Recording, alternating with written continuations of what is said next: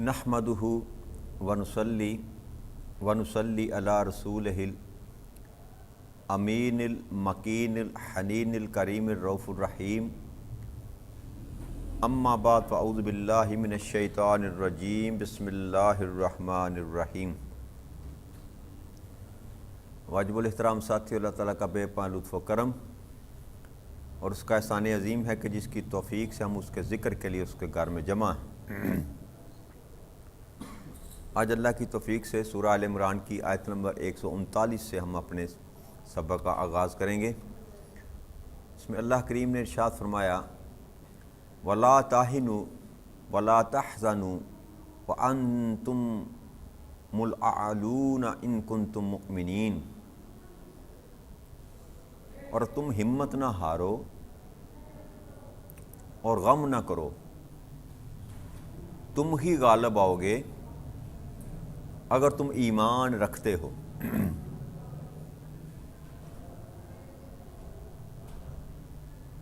جیسا کہ میں نے کل ذکر کیا تھا کہ یہ جو مضمون چل رہا ہے یہ جنگ احد کے بعد رب کریم نے آیات کا نزول جو ہے نا، یہ بھی آیت کریمہ اسی شان کے اسی تنازل میں جو ہے نا اللہ کریم نے نزول فرمایا اس کا، کہ اللہ کریم نے یہ حکم دیا کہ تم کافروں میں لڑنے میں سستی یا قہری نہ دکھاؤ، ہمت نہ چھوڑو، اور جو بیت گیا جو گزر گیا اس پر غم نہ کرو، تم ہی غالب آؤ گے، تم ہی غالب آؤ گے۔ لیکن اس کو مشروط کیا اللہ کریم نے، اگر تم ایمان رکھتے ہو، اگر تم ایمان رکھتے ہو۔ اب یہ خطاب جو کیا جا رہا ہے وہ اہل ایمان سے کیا جا رہا ہے، آقا کریم صلی اللہ علیہ وسلم کے صحاب ہیں رضوان اللہ تعالیٰ علیہ اجمعین، جن سے یہ خطاب کیا جا رہا ہے۔ وہی لڑے تھے جنگ احد میں، غزوہ احد میں، انہی کو شکست ہوئی تھی، وہی غمزدہ تھے، وہ ان کی ہمتیں ہی ٹوٹی ہوئی تھی، ان سے خطاب کیا جا رہا ہے۔ ہمت نہ ہارو، غم نہ کرو، تم ہی غلبہ پاؤ گے مگر اگر تم ایمان رکھتے ہو۔ تو ایمان والے تو وہ تھے، ایمان والے تو وہ تھے۔ ایمان رکھنے کا مطلب یہاں جو اللہ کریم فرمایا کہ کامل ایمان رکھتے ہوگے، کس بات پر؟ کہ فتح اور شکست، خوشی اور غم، دکھ اور تکلیف، ہر چیز جو ہے وہ رب کریم کی طرف سے ہے۔ رب کریم کی اسباب انسان کے پیدا کردے ہوتے ہیں، اسباب یاد رکھیے گا، کوئی غم ہو یا کوئی خوشی ہو وہ بے سبب نہیں ہوتی، وہ بے سبب نہیں ہوتی، اس کا کچھ نہ کچھ اسباب ہوتا ہے، وہ انسان کو یاد ہو یا نہ ہو۔ تو جنگ احد میں بھی جو ہزیمت اٹھانی پڑی مسلمانوں کو، جیتی ہوئی جنگ جو ہارنی پڑی، اس کے پیچھے بھی کوئی سبب تو تھا، اور صحابہ کرام کو یہ علم تھا، اصحاب رسول صلی اللہ علیہ وآلہ وسلم کو یہ علم تھا کہ یہ کس وجہ سے ہوا۔ تو غم زدہ بھی تھے، تکلیف میں بھی تھے کہ یہ جو شکست ہوئی یہ ہماری وجہ سے ہوئی، ہماری وجہ سے ہوئی۔ تو اللہ اب ان کو نہ ان کی تقویت دے رہا ہے ان کو کہ غم نہ کرو، اب بس ہمت اپنی قائم رکھو۔ اگر تم ہمت اپنی قائم رکھو گے اور ایمان کامل تمہارا رہے گا تو غلبہ تم ہی پاؤ گے، غلبہ تم ہی پاؤ گے۔ کہ یہ جو آقا کریم صلی اللہ علیہ وسلم کی زبان اقدس سے جو بات نکل گئی وہ ایمان کا درجہ رکھتی، اللہ کے حکم کا درجہ رکھتی، کیونکہ کوئی رسول یا نبی بھی اپنی چاہت اپنی مرضی سے کوئی کلام نہیں کرتا۔ تو وہ اطیع اللہ و اطیع الرسول کی جو بات ہے نا کہ اللہ کی اطاعت کرو، رسول کی اطاعت کرو، کہ جس نے مصطفیٰ کریم صلی اللہ علیہ وسلم کی بات کو نہ مانا اس نے اللہ کی نافرمانی کی، اور اللہ کی نافرمانی پر جزا نہیں ملتی، سزا ملتی ہے، جزا نہیں ملتی، سزا ملتی ہے۔ وہ کس قدر دیتا ہے یہ اس کی مرضی ہے، معاف کر دے تو اب بھی اس کی مرضی۔ تو جب اللہ کریم کسی انسان کو سزا دیتے ہیں، دنیا میں تکلیف پہنچاتے ہیں، تو اس کے پیچھے بھی اللہ کریم کی حکمت ہوتی ہے۔ اللہ کریم انسان کی جو آزمائش کرتے ہیں نا، اس سے اللہ کریم کو کچھ حاصل نہیں ہوتا، نہ اس کی شان میں کوئی کمی آتی ہے، نہ اس کی شان میں کوئی بڑھوتری ہوتی ہے، وہ انسان کی بہتری کے لیے ہی ہوتی ہے، تاکہ اگر اس نے کام کو کیا ہے اس کو وہیں گرفت کی، وہیں مواخذہ کیا، تاکہ اس سے بڑے کام سے اس کو روک لیا جائے، اس سے بڑے کام سے اس کو روک لیا جائے۔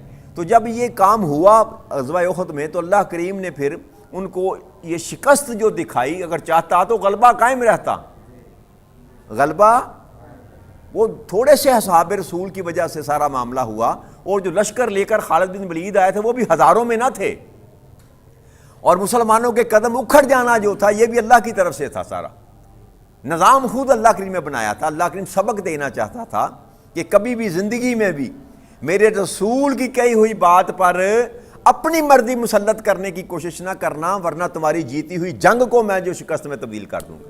یہ پیغام تھا رب کریم کا۔ اور پھر اب اللہ کہہ رہا ہے کہ اگر تم اس بات پر کامل ایمان رکھو گے نا کہ جو میرا مصطفیٰ کریم کہتا ہے وہ ہو کر رہے گا، تو تم کبھی بھی شکست خوردہ نہیں ہو سکتے، غلبہ تم ہی پاؤ گے۔ اور پھر اللہ کریم نے آگے مضمون آئے گا، اللہ نے بشارتیں دی، روم کی فتح کی بشارتیں بھی دی۔ تو پھر وقت پہ در پہ جب اللہ نے کہہ دیا غلبہ تم ہی پاؤ گے، تو پھر ہر جنگ میں، ہر غزوہ میں اللہ کریم نے فتح دی مسلمانوں کو۔ یہ وہ مقام تھا جہاں پر اللہ کریم نے وہ جو تھوڑی سی خامی تھی نا اندر، ایمان کے اندر تھوڑی سی خامی تھی، ہم سے تو کروڑوں درجے بہتر ایمان والے تھے، لیکن اس مقام پر بیٹھے ہوئے تھے جہاں آقا کریم صلی اللہ علیہ وسلم سامنے تشریف فرما تھے، آپ خود تربیت فرما رہے تھے نا، تو وہ جو تھوڑی سی کمی تھی نا، چند اصحاب میں جو کمی تھی، اللہ وہ دور کر رہے ہیں، ان کو تیار کر رہے ہیں کہ غلبہ تم ہی پاؤ گے، لیکن یہ تو تھوڑی سی رہ گئی ہے نا، اس کو درست کر لو، اس کو درست کر لو۔ تو پھر اللہ کریم نے اس کے بعد جتنے بھی مار کے ہوئے، تعداد میں دشمن بڑھتے ہی چلے گئے، لیکن اللہ کریم نے ہر مقام پر مسلمانوں کو غلبہ ہی عطا کیا، اور روم بھی فتح ہوا، فارس بھی فتح ہوا، اور آدھی دنیا پر بھی مسلمانوں کی حکومت رہی۔ تو آگے اللہ کے اشارہ فرماتے ہیں، این یمسسکم کرح فقد مس القوم الکرح مثلہ، کہ اگر تمہیں کوئی زخم لگا ہے نا، کوئی تکلیف پہنچی ہے، تو یاد رکھو ان لوگوں کو بھی اسی طرح زخم لگ چکا ہے، کہ احد میں اگر تمہیں شکست ہوئی ہے تو یہ بھی یاد رکھو کہ بدر میں ان کو شکست ہوئی تھی، جن کی وجہ سے آج تمہیں شکست ہوئی، بدر میں ان کو شکست ہو چکی ہے۔ اللہ فرماتے ہیں اگر تم کو آج زخم لگا ہے تو یہ بات بھی یاد رکھو کہ کبھی ان کو بھی اسی طرح کا زخم لگا تھا، اور یہ دن ہیں جنہیں ہم لوگوں میں پھیرتے رہتے ہیں، لوگوں کے درمیان پھیرتے رہتے ہیں، کہ یہ اتار چڑھاؤ جو ہوتا ہے نا انسان کی زندگی میں، اگر غم نہ آئے تو خوشی کی جو سیلیبریشن ہوتی ہے وہ ممکن پتہ ہی نہیں ہوتا خوشی کہتے کس کو ہیں۔ خوشی کی کیفیت کو پانے کے لیے جب تک اس کے سامنے غم نہ موجود ہو، خوشی کو آپ ڈیفرینشیٹ نہیں کر سکتے، علیحدہ نہیں کر سکتے، کہ کر سکتے ہیں۔ اگر رات نہ ہو تو دن کا تصور ہی محال ہے، دن کو اس کو کہیں گے، اگر سورج غروب ہی نہ ہو تو اگر دن نہ ہو تو رات کا تصور، تو یہ دو ضدیں جو رب کریم نے بنائی ہوئی ہے نا، یہ ایک دوسرے کے لیے لازم و ملزوم ہے۔ غم ہے تو تب خوشی آئے گی، خوشی ہے تو پھر غم بھی آئیں گے۔ تو اللہ کریم فرماتے ہیں کہ یہ جو زخم آج تم کو لگا ان کو بھی لگا تھا، اور ہم دنوں کو پھیرتے رہتے ہیں، دنوں کو پھیرتے رہتے ہیں۔ کیوں؟ اس لیے اللہ فرماتے ہیں وَلِيَعْلَمَ اللَّهُ الَّذِينَ آمَنُوا، اس لیے کہ میں جان سکوں، پہچان کروا سکوں، کن کی؟ ایمان والوں کی، کہ ڈگمگاتا کون ہے، سختی میں، مشکل میں، مصیبت میں گھبراتا کون ہے، الٹے پاؤں پھر کون جاتا ہے، کون ثابت قدم رہتا ہے مشکل وقت میں۔ بھائی اچھے وقت میں تو سارے ہی ساتھ رہتے ہیں، اچھے وقت میں دوست ہو، رشتہ دار ہو، عزیز ہو، اچھے وقت میں کبھی کوئی ساتھ چھوڑ کر نہیں جاتا، ساتھ تب ہی چھوڑ کر جاتا ہے جب انسان پر برا وقت آتا ہے۔ تو اللہ کہتے ہیں کہ میں یہ دنوں کا جو ہیر پھیر کرتا ہوں نا، جو پھیرتا ہوں، یہ محض اس لیے کرتا ہوں کہ اللہ اہل ایمان کی پہچان کرا دے، پتہ چل جائے کہ ایمان والے کون ہیں اور ایمان کے بغیر کون ہیں۔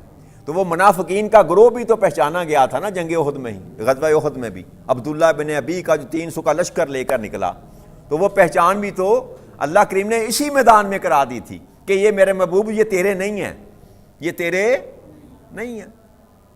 اور پھر فرمایا دوسرا سبب کیا ہے کہ تم میں سے بعد کو شہادت کا رتبہ ادا کرے۔ بھی اگر دشمن تمہارے مقابلے پہ نہ آئے، تم پر حملہ آور نہ ہو، تم پر غلبہ پانے کی کوشش نہ کرے، تمہیں قتل نہ کرے، تو تم شہادت کا رتبہ کیسے پا سکتے ہو؟ انسان مسلمان کے لیے سب سے عظیم ترین جو رتبہ ہے وہ کیا ہے؟ شہادت کا رتبہ ہے۔ تو اللہ فرماتے ہیں یہ اس لیے بھی میں کرتا ہوں کہ تم میں سے شہادت کا رتبہ عطا کروں لوگوں کو، شہادت کا رتبہ عطا کروں لوگوں کو۔ اور پھر فرمایا اللہ ظالموں کو پسند نہیں کرتا، اللہ ظالموں کو پسند نہیں کرتا۔ تو یہ قیامت تک کے لیے رب کریم نے یہ قانون اور قاعدہ سمجھا دیا لوگوں کو، کیا کہ جب تم جہاد چھوڑ دو گے، اللہ کے راستے میں لڑنا چھوڑ دو گے، اللہ کے لیے لڑنا چھوڑ دو گے، اور جہاد کا مطلب صرف تلوار کے ساتھ جہاد نہیں ہے، وہ ایک جہت ہے اور سب سے بڑی جہت ہے۔ سب سے بڑا جہاد جو ہے نا، جان قربان کرنے کے لیے نکلنا، یہ ایک جہاد ہے۔ زندگی کے ہر موڑ پر اللہ کے لیے جب آپ نکلو گے کام کرنے کے لیے، اللہ کے لیے کوشش کرو گے، اللہ کے دین کے لیے کوشش کرو گے، اور اللہ کے دشمنوں کے ساتھ جنگ کرو گے ہر محاذ پر، تو تم کامیاب ٹھہرو گے۔ اور اگر تم نے جہاد کا رستہ چھوڑ دیا تو تم پر ذلت مسلط کر دی جائے گی، ذلت مسلط کر دی جائے گی، اور اس وقت تک یہ حالت ختم نہ ہوگی جب تک تم پلٹ کر اپنے دین کی طرف نہیں آتے، پلٹ کر دین کی طرف نہیں آتے۔ تو یہ اللہ کریم نے قانون اور قاعدہ سمجھا دیا کہ لڑنا بھی ہے تو میرے لیے، لڑنا بھی ہے اپنے نفع نقصان اپنی ذات کو چھوڑ کر، جب اللہ اور اللہ کے رسول کے لیے تم لڑو گے تو تم پھر غلبہ پاؤ گے، تم پھر غلبہ پاؤ۔ ہوا کیا تھا غزوہ احد میں؟ ہوا کیا تھا بھائی؟ مال غنیمت تو ہر جنگ میں سمیٹا جاتا ہے، مال غنیمت ہر جنگ میں سمیٹا جاتا ہے، بدر میں بھی سمیٹا گیا، احد میں بھی سمیٹا گیا۔ فرق کیا تھا؟ بدر میں اللہ کے رسول کے حکم سے مال سمیٹا گیا، احد میں ابھی رسول اکرم صلی اللہ علیہ وسلم نے حکم نہیں دیا تھا، کام وہی کیا جو بدر میں کیا گیا۔ تو آپ اگر اللہ اور اللہ کے رسول کے لیے کام کریں گے تو پھر اللہ آپ کی مدد کے لیے ہمہ وقت آپ کے ساتھ ہوگا۔ جب آپ اللہ کو چھوڑیں گے تو پھر اللہ بھی آپ کا ساتھ نہیں دے گا، چاہے آپ کا ایمان جتنا مرضی کامل ہو۔ اب یہ یاد رکھیے گا کہ اس غزوہ احد میں آقا کریم صلی اللہ علیہ وآلہ وسلم بنفس نفیس موجود تھے، آپ کے دندان مبارک بھی شہید ہوئے، آپ نے گھاٹی پر چڑھ کر اپنی جان بچائی، اور کئی اصحاب رسول جو تھے وہ شہید ہوئے، زخمی ہوئے۔ تو اس کا مطلب یہ نہیں تھا کہ نبی اکرم صلی اللہ علیہ وسلم تو موجود تھے تو اللہ وہاں موجود نہ تھا، اللہ موجود تھا، لیکن اللہ کبھی اپنے وعدے کے خلاف نہیں کرتا۔ جب اللہ کا وعدہ ہے کہ تم میرے لیے کرو گے تو ہمیشہ مجھے ساتھ پاؤ گے، تو جب تمہاری مجھے چھوڑ کر تمہاری اپنی ذات جب بیچ میں آ گئی تو پھر میں تمہارا ساتھ نہیں دوں گا۔ یہی احد میں ہوا، جب اللہ کے لیے لڑ رہے تھے تو اللہ نے فتح دی، اللہ نے فتح دی۔ جب اللہ کو چھوڑ کر مال سمیٹنے کی طرف دھیان گیا اور اللہ کے رسول کو چھوڑ کر دنیا کے پیچھے بھاگے تو اللہ نے وہی فتح جو تھی وہ شکست میں تبدیل کر دی۔ تو یہ بات سمجھا دی رب کریم نے کہ اگر تمہارا مقصد اللہ اور اللہ کے رسول کے لیے، اللہ کے دین کے لیے جہد کرنا ہے، کوشش کرنا ہے، جہاد کرنا ہے، تو تم ہی غالب آؤ گے، تم ہی غالب۔ یہ اللہ کا وعدہ ہے، یاد رکھیے۔ اب جو ہم ذلیل و رسوا ہو رہے ہیں نا دنیا میں، اس کا سبب یہی ہے کہ ہم اللہ اور اللہ کے رسول کے لیے کچھ بھی نہیں کر رہے۔ 56 سے زائد ممالک ہیں مسلمانوں کے، اور مال و متاع میں بھی سب دنیا میں سب سے امیر ترین ہیں، اور دنیا کی سپر پاور جو ہے نا فوجوں کے لحاظ سے وہ بھی مسلمان ہیں۔ ایران کی، پاکستان کی، ترکی کی فوجوں کو اکٹھا کریں تو دنیا کی سب سے بڑی فوج بن جاتی ہے جی۔ اور ایٹمی پاور بھی الحمدللہ ہم ہیں، لیکن اس کے باوجود ہمارا کہیں پر ٹھکانہ نہیں ہے۔ اس کا سبب یہی ہے کہ ہم جو کچھ بھی کر رہے ہیں نا، اللہ اور اللہ کے رسول کے لیے نہیں کر رہے، اللہ اور اللہ کے رسول کے لیے نہیں کر رہے۔ جس دن اس فلسفے پر ہم آ گئے، اس بات پر ہم آ گئے، اللہ کی بات پر لبیک کرنا شروع کر دیا، تو ہم تعداد میں بے شک تھوڑے ہوں گے، غلبہ ہمارا ہی ہوگا۔ تو یہ اللہ کا وعدہ ہے، ہم وعدہ پورا کریں گے تو اللہ بھی اپنا وعدہ، وہ تو اپنے وعدے کے خلاف کرتا ہی نہیں ہے، تو وعدہ خلاف بھی ہماری طرف سے ہے، اس کا تو وعدہ ہے۔ استقامت پر رہو گے، صبر کرو گے تو میں تمہارے ساتھ ہوں، میں تمہارے ساتھ ہوں۔ تو اگر ہم خلاف ورزی کریں گے تو پھر اللہ کی ذات پر ہم یہ بہتان نہیں باندھ سکتے کہ اللہ نے ہمیں چھوڑ دیا، ہم نے اللہ کو چھوڑ دیا، ہم نے اللہ کو چھوڑ دیا، اس سبب سے ہم آج ذلیل اور رسوا ہیں، اور غلبہ دوسری قوموں کا ہے، غلبہ دوسری قوموں کا ہے، تو سبب ہماری طرف سے ہے، سبب ہماری طرف سے ہے۔ پھر اللہ کے ارشاد فرماتے ہیں وَلِيُمَحِّصَ اللَّهُ الَّذِينَ آمَنُوا وَيَمْحَقُ الْكَافِرِينَ، اور یہ اس لیے بھی ہے کہ اللہ ایمان والوں کو مزید نکھار دے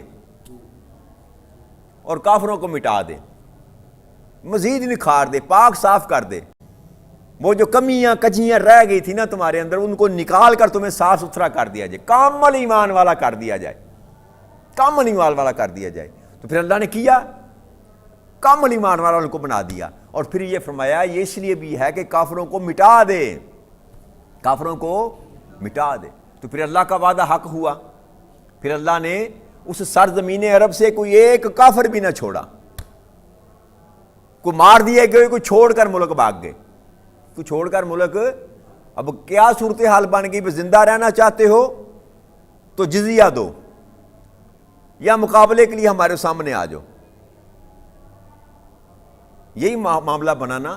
تو پھر بڑی بڑی قومیں جو تھی وہ جزیہ دے کر مسلمانوں کے ساتھ امان پا کر زندگی بسر کرنے پر مجبور ہو گئیں، اس رب کے وعدے کی وجہ سے کہ تمہیں صاف ستھرا نکھرا کر دیا، اس لیے کہ میرا ارادہ یہ ہے کہ میں کافروں کو مٹا دوں۔ کافروں کو تو مٹانے والے کون تھے؟ مٹانے والے تو یہی اصحاب رسول تھے نا جی۔ اللہ نے فتح جو نصرت جو دین اسلام کو دی، وہ کن کے ہاتھ سے دی؟ انہی احد میں شکست خوردہ اصحاب رسول صلی اللہ علیہ وسلم سے، انہی کی تطہیر کی، صاف ستھرا نکھارا، ان کے ایمان کو مزید تقویت دی، اور پھر ساری دنیا پر اللہ کریم نے ان کو غلبہ عطا فرما دیا۔ پھر اللہ کریم فرماتے ہیں ام حسبتم ان تدخلوا الجنۃ ولما یعلم اللہ الذین جاہدوا منکم ویعلم الصابرین، اور کیا تم یہ گمان کیے ہوئے ہو کہ تم یوں ہی جنت میں چلے جاؤ گے، حالانکہ اللہ نے تم میں سے جہاد کرنے والوں کو ابھی پرکھا ہی نہیں، اور نہ ہی صبر کرنے والوں کو جانچا ہے۔ یعنی کہ دو پیمانے رب کریم نے بتائے کہ اب تم یوں ہی سمجھتے ہو کہ جنت میں چلے جاؤ گے،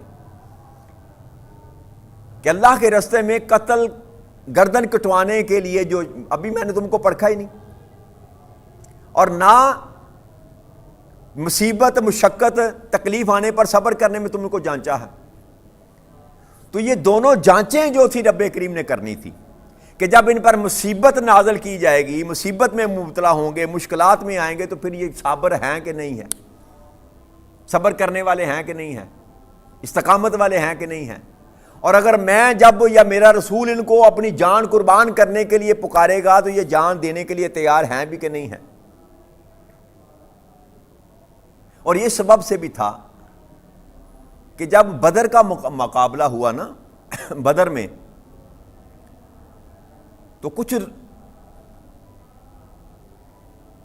اصحاب رسول ایسے تھے جو جن کے ذہن میں یہ بات آئی، نوجوان جو تھے، کہ کاش ہم بھی ہوتے، کاش ہم بھی ہوتے بدر میں، جیسے دشمنوں کے ساتھ ہم نے مقابلہ کیا، ہم بھی اس میں شامل ہوتے، ہم بھی اصحاب بدر کی طرح شہید کر دیے جاتے، کوئی یوم بدر کی طرح کا کوئی دن ہمیں بھی میسر آتا۔ تو اللہ کریم نے یہ جو موقع ان کو عطا فرمایا، خود میں ان کا جو ख्वाहिश थी ना रब करीम ने ओहद में उनको मुयस्सर आई, लेकिन चंद एक के सिवा कोई साबित कदम ना रह सका। तो अल्लाह कहता अभी तो मैंने तुमको परखा ही ना था ना, जांचा ही ना था, तुम्हारा इम्तिहान तो लिया ही ना था। वो 313 तो पहली लॉट थी ना, यहां पर 1000 का लश्कर था, तो वो 313 के अलावा जो बाद में मुसलमान हुए उनकी बात की जा रही है, न्यू कमर, जिनके अंदर ख्वाहिश थी कि हम भी बदर की तरह जंग करते। तो अल्लाह ने फरमाया कि तुम्हें परखा ही ना गया था, ना तुम्हारे सब्र को नापा गया था, तो तुम क्या समझते हो कि तुम बगैर जांचे परखे ऐसे ही जन्नत में चले जाओगे? जन्नत में जाना इतना आसान है। तो इसलिए ओहद के मैदान में रब करीम ने उनको परखा, उनको जांचा, लेकिन वो अपने इम्तिहान में उनमें से चंद एक के सिवा को कामयाब ना हो सका। तो इस वजह से रब करीम ने उनको ये सबक सिखाया, ये वलक़द कुंतुम तमन्नूनल मौता मिन क़ब्ल अन तल्क़ूहु फ़क़द रअयतुमूहु व अंतुम तुनज़रून, और तुम तो इसका सामना करने से पहले मौत की तमन्ना किया करते थे, सो अब तुमने इसे अपनी आंखों के सामने देख लिया। कि तुम कहते थे कि काश हमें बदर जैसा माहौल मुयस्सर आए, हम भी दुश्मनों के साथ मुकातला करें, हम भी शहीद हों। तो शहीद शहादत के लिए आरज़ू करना एक अलहदा बात है, अपनी आंखों के सामने दुश्मन को देख कर वहां पर साबित कदम रहना एक अलहदा काम, ज़मीन आसमान का फ़र्क है। और नबी अकरम सल्लल्लाहु अलैहि वसल्लम की एक हदीस मुबारक है, यहीं पर बात ख़त्म करूँगा। इसको अबू इसहाक़ फ़ज़ारी मूसा बिन अक़बा सालिम अबू नसर से रिवायत करते हैं। वो कहते हैं कि मैं उमर बिन अब्यादुल्लाह का मुंशी था, और अब्दुल्ला इब्ने औफ़ी की तरफ से एक खत आया, जब वो किसी एक लश्कर था हरूरिया, उसके मुकाबले के लिए निकले थे। तो मैंने वो तहरीर पढ़ी जिसमें उसने लिखा था कि रसूल अकरम सल्लल्लाहु अलैहि वसल्लम जब दुश्मन से सफ़रों के लिए निकलते थे ना, तो दुश्मन से आमना सामना होने तक इंतज़ार करते, और अगर सूरज डाल जाता तो लोगों के दरमियान खड़े होकर कहते कि लोगों दुश्मन से मिलने की तमन्ना ना किया करो, दुश्मन से मिलने की तमन्ना ना किया करो, अल्लाह से आफियत तलब किया करो। यानी कि ऐसे ही रब्बे करीम ने कहीं ये हुक्म नहीं दिया कि पढ़ जाओ जाके इनको मार दो, इनको कत्ल कर दो, ना, ऐसे ही पढ़ जाओ। तो आका भी फरमाते हैं कि तमन्ना ना किया करो कि तुम्हारा जरूर आमना सामना हो दुश्मन के साथ, और अल्लाह से आफियत तलब किया करो। लेकिन अगर तुम्हारा दुश्मन तुम्हारे मुकाबले पर आ जाए और फिर सब्र करो और जान लो कि जन्नत तलवारों के साए में है, जन्नत तलवारों के साए में है। और फिर फरमाते हैं कि अल्लाह किताब के नाज़िल करने वाले और लश्करों को शिकस्त देने वाले, इन्हें शिकस्त दे और हमें इन पर गलबा अता फरमा। ये सही बुखारी की हदीस है, जिल्द नंबर 2 हदीस नंबर 281, कि पहले तो कभी तमन्ना ना करो, जंग की तमन्ना ना करो, लेकिन अगर ऐसा मौका आ जाए, दुश्मन तुम्हारे मुकाबले पर खड़ा हो जाए, तो फिर सब्र का दामन थामो और याद रखो कि ये जो जन्नत जिसका रब करीम वादा कर रहे हैं, जो मैंने कल बात की थी 100 दर्जात जन्नत के जो हैं, वो सारी जन्नत है वो तलवारों के साए में है, तलवारों के साए में है। तो ये बेसबब जो कुछ भी इंसान को मिलता नहीं है, और बेसबब इंसान का कुछ जाता भी नहीं, असबाब होते हैं, वो पहले भी थे, आज भी हैं, कल भी होंगे। तो अगर हम समझते हैं कि ऐसे ही बेसबब जन्नत में चले जाएंगे, तो ये भी हमारी कम अक्ली है। और सबब क्या होगा? सबब वही ताबेदारी और फर्मा बरदारी होगी। अल्लाह करीम देखेगा कि ये मेरी कितनी मानता था, किस कदर मेरा ताबेदार था, किस कदर फर्मा बरदार था। जो कल मैंने हदीस पेश की थी ना, बेशक तू जहाद ना कर अल्लाह के रास्ते में, लेकिन नमाज पढ़, रोज़ा रख, अल्लाह की इताअत कर, तो जन्नत तेरे अल्लाह ने अपने ज़िम्मे ले ली तेरी। लेकिन बगैर बिल्कुल फर्मा बरदारी के, चिट्टा कोड़ा बस कलमा पढ़ लिया तो समझे जन्नत में चला जाएगा, ऐसी कोई बात कुरान और सुन्नत की रूह से कहीं भी साबित आपको नहीं मिलेगी। ना आप कर सकते हैं कि खाली कलमा पढ़ लिया और 60 साल ज़िंदगी में कभी पलट कर रब की तरफ देखा ही ना रब के रसूल की तरफ देखा, तो अल्लाह करीम आपके लिए जन्नत में महल्लात बनाकर रखेगा। ऐसा मजमून आपको कहीं भी नज़र नहीं आएगा। अल्लाह ने जन्नत को जोड़ा किसके साथ? अपनी नमाज के साथ, अपने रोज़े के साथ। مقصد ہے اللہ کی عبادت، اللہ کی اطاعت. تو اطاعت شرط ہے، اطاعت شرط ہے اللہ کے انعامات کو پانے کے لیے، اللہ کی رحمتوں کو پانے کے لیے. وما علینا الا البلاغ المبین. والسلام علیکم ورحمۃ اللہ وبرکاتہ.